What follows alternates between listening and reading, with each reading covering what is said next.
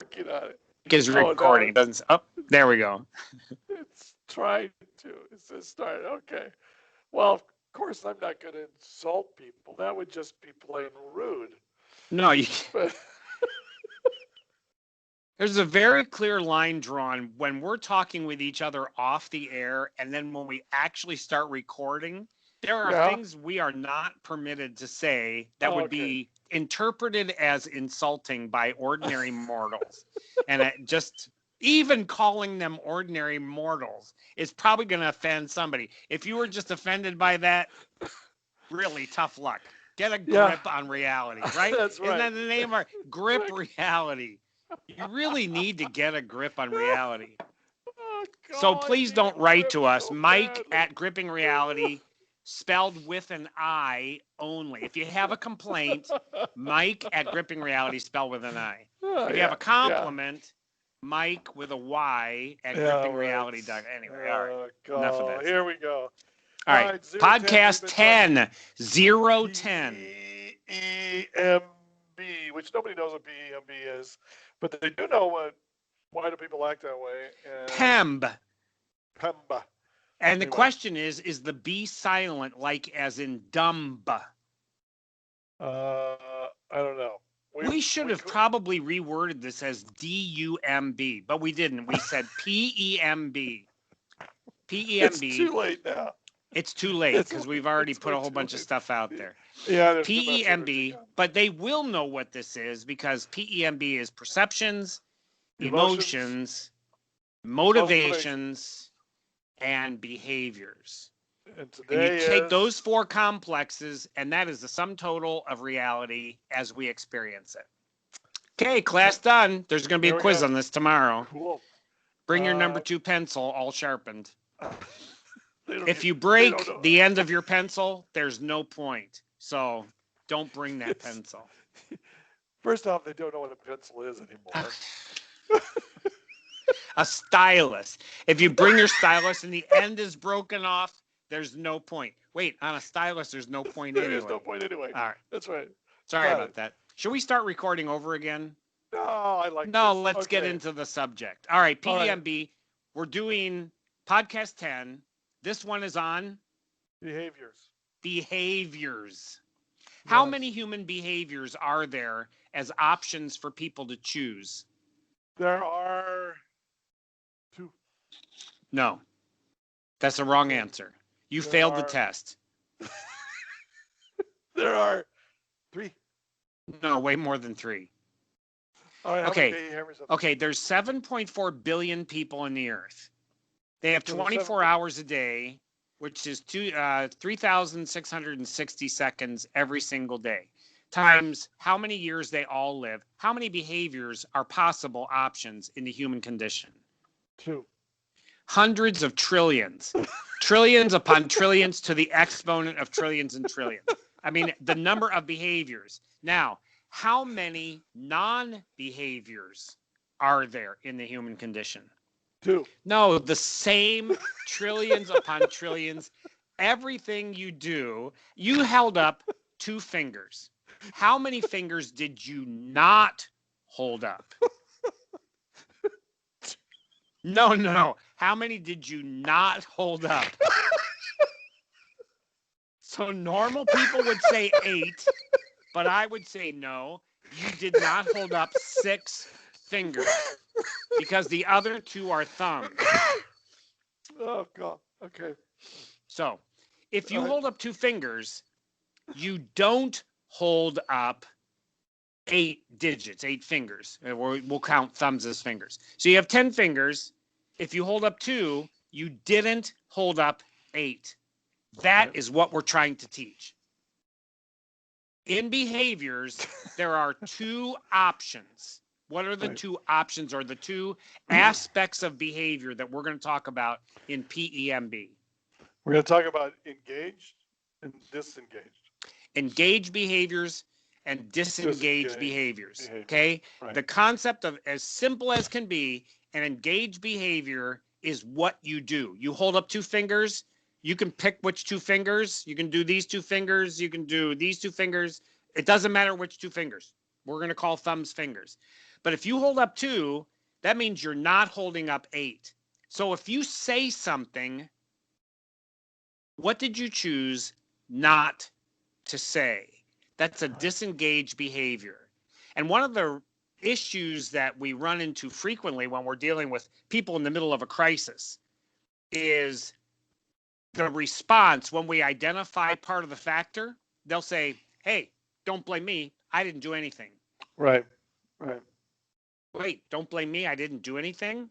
So that was a disengaged behavior. That was a choice you made to disengage at that moment, as opposed to engage. So when a person says, I'm only to blame when I'm on the pathway of engaged behavior, that's where we find a disconnect going on in the PEMB system. So people have perceptions and they have emotional response or reaction to those perceptions. They have motivations to get ready for action or non-action, as the case may be. And then behavior is that last key part, the aspect of the 4 heads that blend together of what we call behavior as the massive concept of engaged behavior or disengaged behavior. Now, in the human condition, all the words, all the inflections, all the facial expressions, the motion of your hands, of your feet, your arms, your work. There's just trillions upon trillions upon trillions of behaviors that human beings can do. There's no way we can label that or describe all human behavior, even if we tried. Psychologists have tried to do that with behavior modification techniques and behavior therapy and all that. The problem with that is there is literally no end to the number of behaviors that can be acted out or performed, and correspondingly, there is no end to the number of actions that could have been done but weren't done. And that's where we come down to the discussion point of, was your behavior engaged or was it disengaged? And to what degree? That's actually a full spectrum of engagement to disengagement, because you can partially engage. Now we need an example of that. What those are loose dots. You're the dot connector. Give me some dots to connect. I think it's when I try to think this through, which it really is very simple of what we're talking about, and yet you're absolutely right. So when I am disengaged, am I totally, is there absolutely no involvement in what I'm doing? I've moved away. So say you have, let's say you have a family crisis, and someone, just parenthetically, you have a young, a son or daughter that gets hurt, and it involves, it was an accident, but they cut themselves. They're going to need stitches. Okay, so we're talking physical hurt, not emotional hurt or mental hurt. So the example we're using is somebody gets a cut.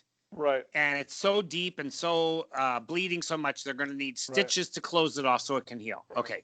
So now, as a bystander or as an observer, you have a choice. You have a choice to get engaged and do something about this and help them, stop the bleeding, whatever it is. Or you have a choice on the other end of disengaging. Now, what's driving going on here, where we can connect it back to our emotions, we can connect it back to our values, we can connect it back to all of those. Or those come into play. They're actually interactive now. They're interactive.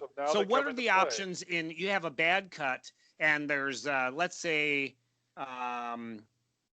15 teaspoons of blood, which outside the body, that's a lot of blood, okay? 15 teaspoons of blood all over the place. It's not arterial, so it's not spurting blood. It's just bleeding down. What are the options? Let's say, what are the values that you hold relative to 15 teaspoons of blood? Name a value. This is my child, and so I hold a high value of life. I hold a value of care. I hold a value of Could be your security. child, but let's say It doesn't blood matter. makes you sick to your stomach when you see it. So or it makes you totally fearful. It puts you into Totally freaks you out. yeah, totally freaks you out. So it's like So you now have two values in conflict. You love your right, child, but you hate blood. right. Which one So now what do you overpowers do? the other? Which one drives? Do you engage or you disengage? Do you engage or That's disengage? yeah. So which one are you And going in to? that example, engaging one is a disengagement of the other. Right. So if Exactly. you flip, engaging the other is a disengagement of the first one. So they actually work together in real life. And if you engage, there's 100 disengagements going on. So 15 teaspoons of blood, the cut's still active, still bleeding. Right. Give me an engaged behavior. What's an engaged behavior? An engaged behavior would be I go immediately over, grab a towel off the counter. I go over and I You put a grab a compress on. towel. Yeah, I grab whatever. No, you I put can your put it. hand right on the cut You're right, and and I put stop a the bleed. compress on it, right on it. See? You Or disengaged. You disengaged one option to grab a towel. And I right. actually love my child enough that I'll put my hand on the plate. Or you're so disgusting. Don't clap your hands when you have blood all over them. Okay, keep going. Or as we Or were saying, you could be somewhere in the continuum of engaging or disengaging. You are freaked out by the blood. You love your kid, or you love the person, or whatever, and you're going but to care for the them. blood drains out of your face. You Right. turn pale, almost faint. I pick up my phone. I hit 911 and say, "Come down." 911, no, you call your spouse. Honey, come in the room. The baby's bleeding. So you go partially into engaged Partial. behavior. Yeah. You engage, but I'm like, I put my hand on the blood. Now, for me, blood doesn't bother me. Doesn't bother me. So for me, there's no conflict of values of the life of my child. 15 teaspoons Right. not going to bleed him to death. So I can, but if I see blood, there are people that say it was spurting out all over. Their Right, description, right. what they engage is an extreme statement. They engage an extreme statement. Blood was spurting out all over. I thought they were going to die. I didn't have any idea what to do. My mind just went totally blank. So I disengaged thinking because I saw spurting blood. And you say, no, it was a cut into their muscle. It was not spurting. It was only 15 teaspoons of blood, which sounds like a lot, but not really all that much. And you could just put your hand over and stop the bleeding. Get some super glue. You can glue it back right out of your toolbox. Right. Don't bother calling 911. No stitches. They're going to use super glue anyway. So there's all kinds of things you can engage, but you're correspondingly disengaging other things. So let's make it a little bit more benign. Your sweetheart and you are going out to get something to eat. You're male or female, doesn't matter. And your sweetheart comes down the stairs wearing some clothing. How do I look? That person says. And now you can choose. Now I'm going to engage, but I'm also going to disengage. Correct. That looks really nice on you. What are you not saying? See, an intuitive spouse or girlfriend or boyfriend is going to say, you're not saying something. That's about disengagement. Well, no, I said it looks nice. No, it's how you said it looks nice. It looks nice. A real person that knows this, the first engagement they would mean is they would turn around before they answer the question. So they would stop reading the paper. Looks really nice. Yeah, exactly. You wouldn't stand there and look at him. Go, what kind of idiot are you? Now see, in that situation, I have experience in expert disengagement. My wife has come down and said, how do I look? And I am an expert at disengagement. what's the right answer to that question? And my wife will say, you look beautiful. And I'll put my paper down or whatever I'm doing. I'll look at her and I'll say, you look beautiful. And she goes, you don't mean that. Yes, I do. I said it. I mean it. So this is a spectrum. This is a spectrum from complete engagement to complete disengagement. And even when you engage, you tell the truth, Right. but you may not necessarily tell all of the truth. So there's a variance. My wife So used to say, but my wife used to come home after she'd get a haircut. Same thing, and she'd always say, "How do you like my haircut?" You know what the right answer is that for that one? How do you like your haircut? Well, well, I really like it. I think it's awesome.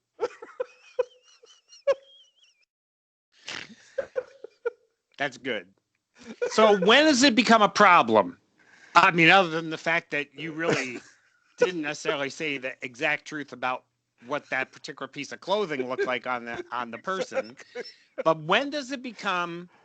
When do we move out of something that's funny into something that's really serious Exactly. in terms of engagement and disengagement?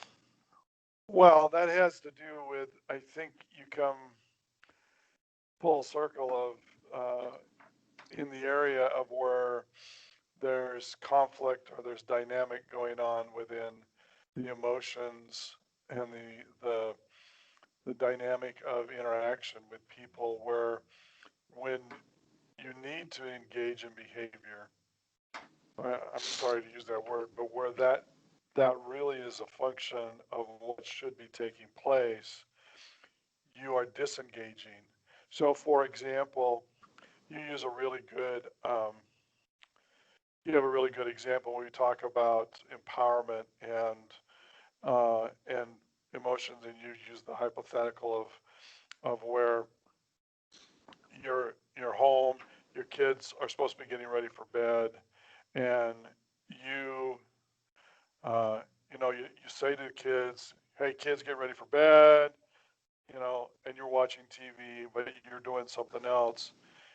And in the end of all of that, they actually won't do anything till you engage in behavior after 45 minutes. But now the engaged behavior is you're angry, you're way up on the chart, and you go stomping up to the room and you get in their face and they scatter around the room. And it's like, and you say, I don't understand why I have to do this every time to get my kids to obey me. Well, because you chose not to engage in behavior that was going to take them to that point way back down the line. Okay.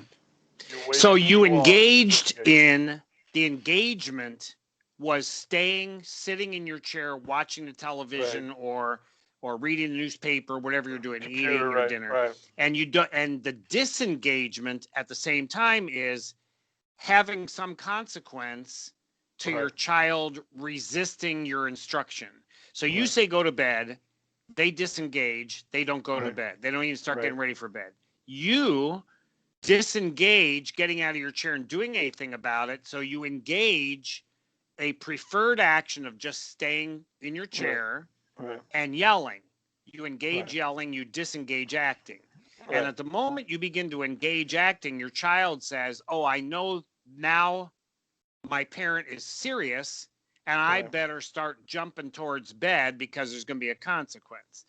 So that kind of scenario is going to play out in families on a fairly regular basis with things like take a bath, clean your right, room, do right, your laundry, do your right, homework when you have young right, children under your care. right. But let's move the conversation to something incredibly serious. Let's talk Okay, about Black Lives Matter okay, or Blue Lives Matter or All Lives Matter, or Unborn whatever. Lives Matter, Right, or right, now we're into a cultural discussion and as I've observed the whole Black Lives Matter movement, one side of our culture, one segment, which is fairly sizable, will say African American peoples and those who are natives or brown skinned, those who are not the white European based persons, have been disadvantaged for 400 years. So, of course, all lives matter. But if we don't say that Black lives matter, we're not going to get down in our culture to the roots of where this started. And correspondingly, we will never be able to change in a certain sense. We're not going to grip reality. We're just going Right. to ignore it. So Right. now the challenge is between two people, between family members, between co-workers, between people in neighborhoods, or in a city, between one section of the city and another section of the city. A person says, to me, Black Lives Matter. But my agenda is I want you to say that. And you say all lives matter. I'm going to disengage Right. from one statement and I'm going to substitute that with another statement. So I'm including Black lives in all lives matter. Right. A third person jumps in the conversation and says, wait a minute, Black Lives Matter is a totally anti-American movement. And what it's really designed to do is create anarchy in our country by removing the police. So I'm going to substitute Blue Lives Matter whenever I hear Black Lives Matter, because that is my engagement. I'm engaged in protecting an understanding of my culture. And as we talked about in the area of motivations, the most rigid, the most inflexible, foundational aspect of motivation is culture. Right. So when a person says, I am expressing my culture when I engage or disengage, I think one of the reasons why this conversation in America right now, and maybe for some time to be, and maybe even if somebody's watching this podcast in 2035, it still is an issue Right. because the change of culture, the motivation of culture is so deeply foundational that the idea of let's have a conversation and change culture, not going to happen. Let's address our viewpoints and we're going to change culture. That's not going to happen. Let's address our values. Well, my value is Black Lives Matter. My value is all lives matter. My value is unborn lives matter. My value is, I mean, keep going. Polish lives matter. Right. Female lives matter. Male adult lives. On and on and on. You can Right. substitute in.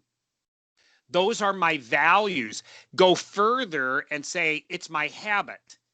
I can't just throw off what I've done for years. I've lived in my neighborhood. These are Right. my friends. This is my community, and so to reverse my entire habit of life, I'm not able to do it easily. That's a real challenge. Or we get down to this is my culture.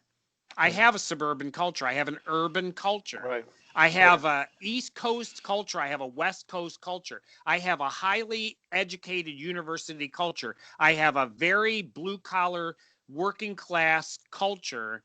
And those things now become incredibly challenging even to address and talk about. That's really what we're trying to address here in the Right. area of behavior, that Right.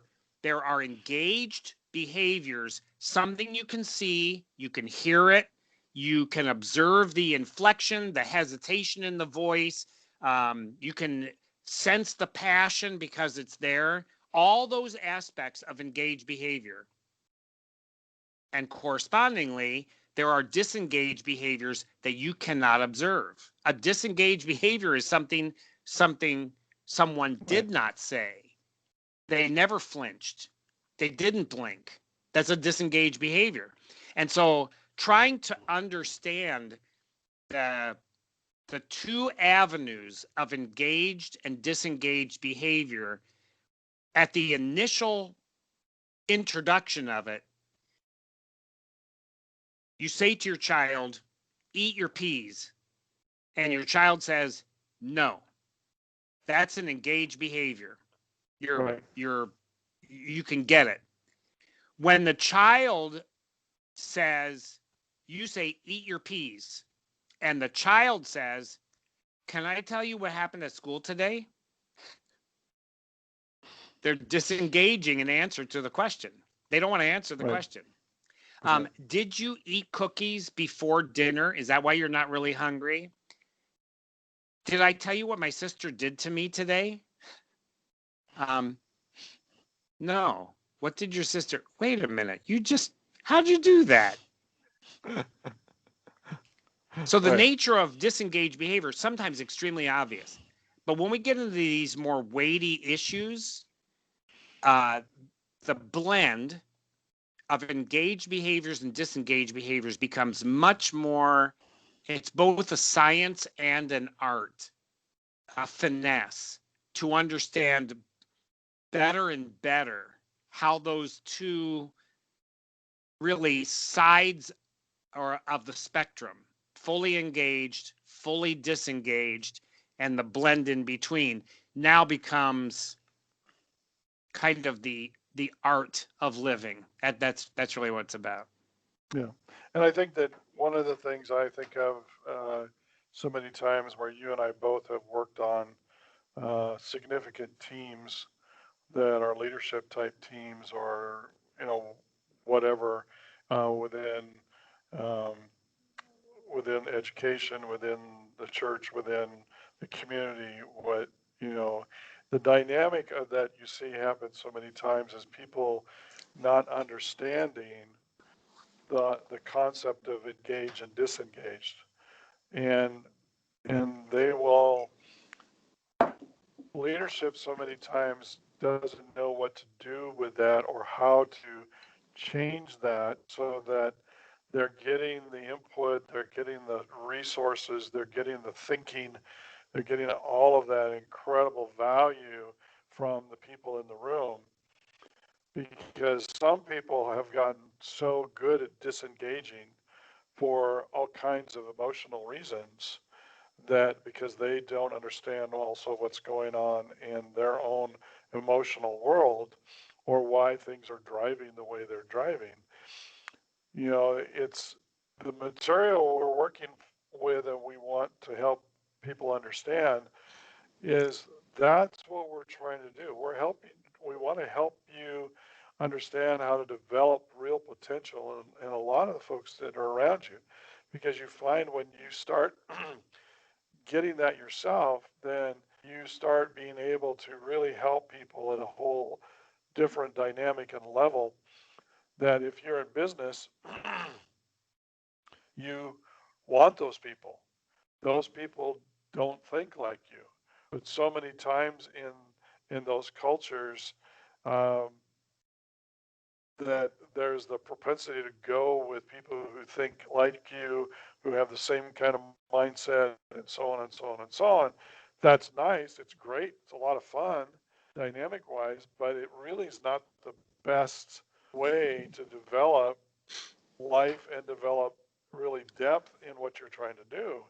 And so that aspect of helping people to engage and sometimes helping other people to disengage because they are so busy being engaged, they're running over everybody else in the room in their own behaviors that you're not hearing from the team.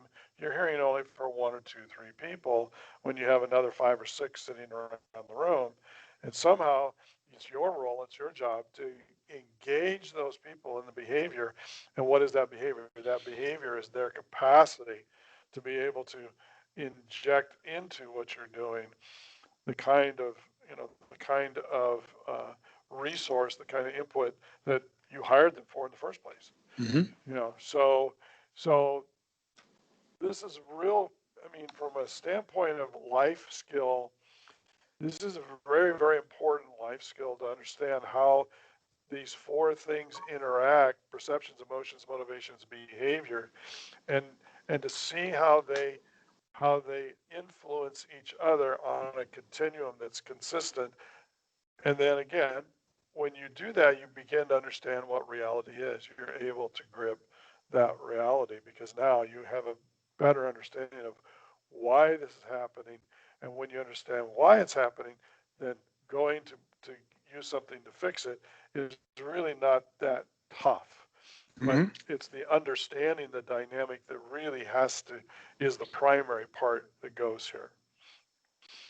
With, And I think part of what we're trying to teach is, but with the four heads actually interactive, so that a person can have at the ready, right in their working toolbox, an ability to move from behavior to motivation to perception to emotion almost seamlessly.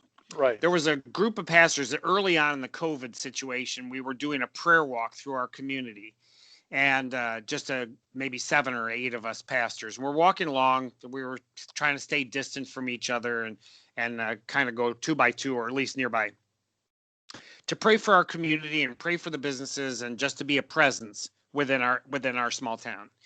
And as we were walking along, there was on the sidewalk some broken toy, had sharp plastic edges, that was in the sidewalk, laying on the sidewalk surface. And the pastor that I was walking with walked around the broken toy about 2 feet to the left. And I stopped and picked it up and moved it over by the trash pile in between the sidewalk and the street. And he immediately said to me, "Why did you do that?" So I had an engaged behavior and he had a disengaged behavior. And I said, "Because it was in the sidewalk." And he said, "Well, I saw that, but that's not my job to pick up other people's garbage." And I said, so my mind works really fast. So I thought, he's disengaging because of a value that he holds. right, right. And probably because of a habit he's developed. Yeah, So that's right. this is going through my mind pretty quick. And I noticed in myself a spike of somewhere between chagrin and disgust at somebody who would say, "It's not my job Right, to pick up somebody else's garbage." right, Chagrin, I'm kind of uncomfortable with that. That's disappointing to me, right, down to, how dare you make that kind of a statement? That is not my job. And so I caught myself. I was having an emotional response to what I perceived, what I heard, based on the circumstance. But I didn't say anything. I disengaged that behavior. So right, I'm working right. through this stuff real quick. So I moved it over and I said to my colleague, "Do you know why I did pick it up?" And he said, "I really have no idea why you would do that." And I said, "There are 4 or 5 good friends of mine who live in this town who are in electric wheelchairs, and they ride up and down to the store, to their homes, and one of them lives in an apartment that we just passed about 100 yards back. When he comes down this sidewalk, he will not be able to get around that toy, and he also will not be able to pick it up. But I know him, and so I want to be sure that his pathway is clear." And we're walking down the street. The toy is 50 yards ago. And my colleague friend said, "I am going to have to change the way I live." So we began talking about Excuse me. what just changed. Why Right, would you now change the way you, it was a very lively discussion.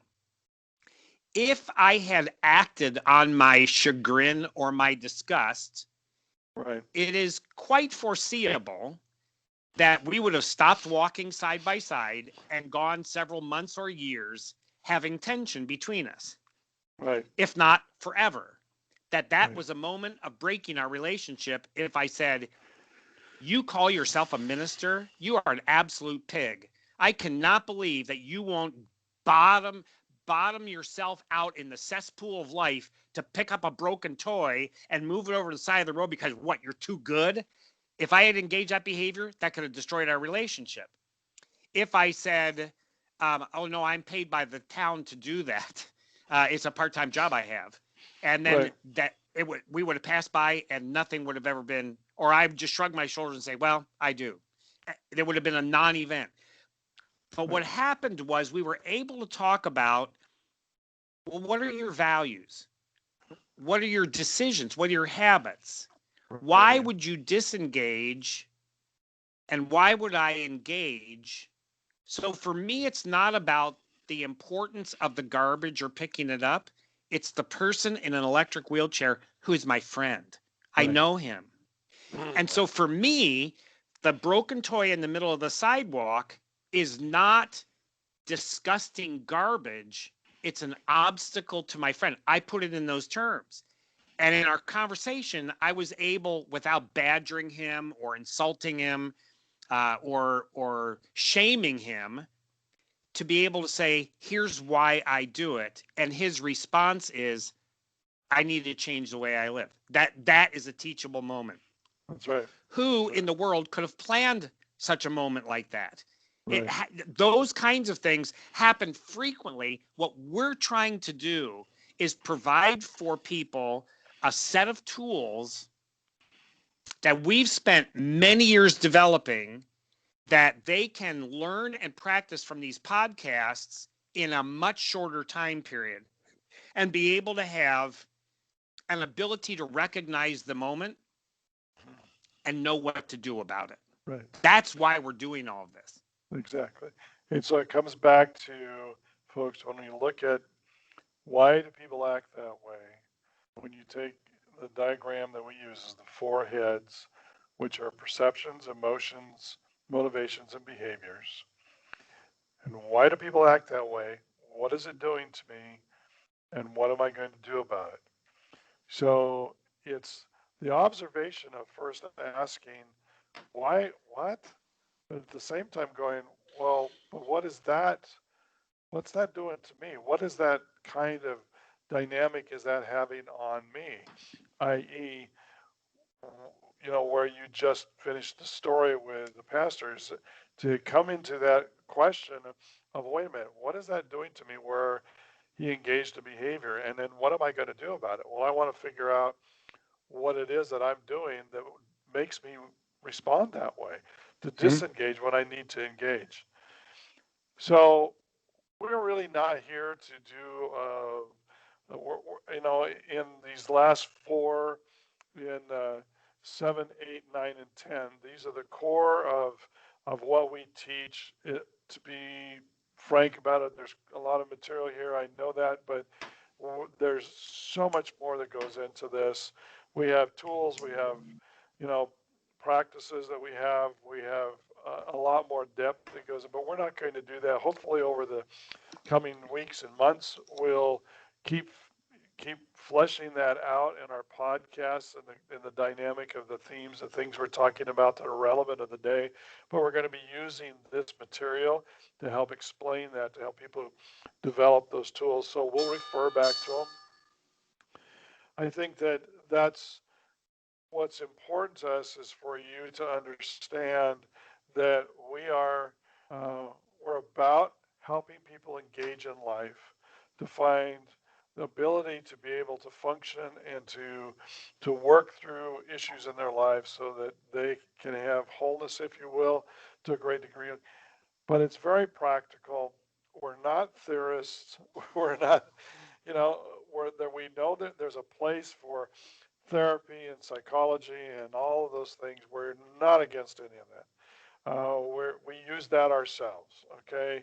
That's not an issue. But we believe that what we are sharing with you with perceptions, emotions, motivations, and behaviors, if you can grab a hold of that and start understanding how your world is impacted in those four areas on a consistent basis, you're going to be able to understand what your reality is. And that's our goal.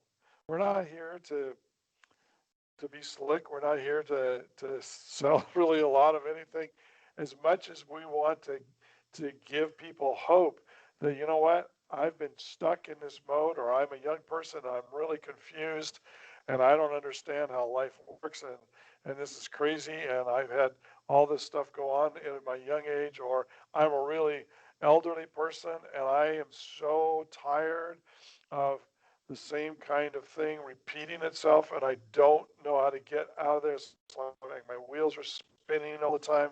I have no traction. We believe we can help you. We believe we can give you hope, but more than that, we can give you tools. We can help you understand. We can give a framework, a context to it that you can begin to use to, to move forward. You don't need to stay there. What is it doing to you? And what are you going to do about it?